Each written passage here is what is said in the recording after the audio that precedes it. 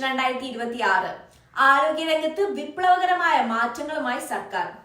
ബ്രിട്ടനിൽ പുതിയ പാർലമെന്ററി സമ്മേളനത്തിന് തുടക്കം കുറിച്ചുകൊണ്ട് രാജാവിന്റെ നയപ്രഖ്യാപന പ്രസംഗം അഥവാ കിങ് സ്പീച്ച് പാർലമെന്റിൽ അവതരിപ്പിച്ചു.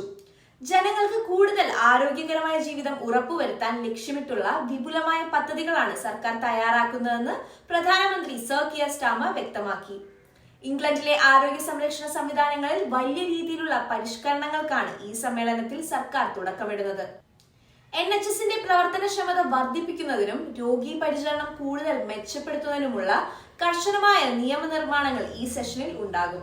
NHS ഇംഗ്ലണ്ട് നിർത്തലാക്കാനും ICB സ്റ്റാഫ് അംഗങ്ങളുടെ എണ്ണം കുറയ്ക്കാനുമുള്ള കഴിഞ്ഞ വർഷത്തെ പ്രഖ്യാപനങ്ങൾക്ക് പിന്നാലെ വലിയ അനിശ്ചിതത്വമാണ് ആരോഗ്യ മേഖലയിൽ നിലനിൽക്കുന്നത്.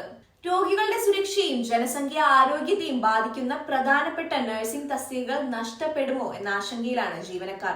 ഈ സാഹചര്യത്തിൽ പുതിയ ബില്ലുകൾ നഴ്സിംഗ് ജീവനക്കാർക്കും അനുബന്ധ സേവനങ്ങൾക്കും അനുകൂലമാണെന്ന് ഉറപ്പാക്കാൻ റോയൽ കോളേജ് ഓഫ് നഴ്സിംഗ് സർക്കാരിന് മേൽ സമ്മർദ്ദം ശക്തമാക്കും. കുടിയേറ്റ അഭയാർത്ഥി സംവിധാനങ്ങൾ മനുഷ്യാവകാശങ്ങളിൽ അധിഷ്ഠിതമായ തുല്യനീതി ഉറപ്പാക്കണമെന്ന് RCN സർക്കാരിനോട് ആവശ്യപ്പെട്ടിട്ടുണ്ട്. ലേണിംഗ് ഡിസേബിലിറ്റി നഴ്സുമാരുടെ എണ്ണത്തിൽ ഉണ്ടാകുന്ന വൻ കുറവ് ഈ മേഖലയെ വലിയ പ്രതിസന്ധിയിലേക്ക് തള്ളിവിട്ടിരിക്കുകയാണ്.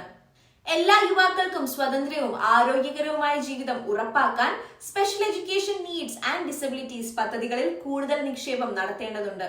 എന്നാൽ രോഗി പരിചരണം മെച്ചപ്പെടുത്താനുള്ള നല്ല നീക്കങ്ങൾ ഉണ്ടെങ്കിലും നഴ്സിംഗ് ജീവനക്കാരുടെ ശമ്പള പരിഷ്കരണത്തെക്കുറിച്ചോ ജീവനക്കാരുടെ എണ്ണം വർദ്ധിപ്പിക്കുന്നതിനെ കുറിച്ചോ കിങ് സ്പീച്ചിൽ വ്യക്തതയില്ലാത്തത് തിരിച്ചടിയാണ്.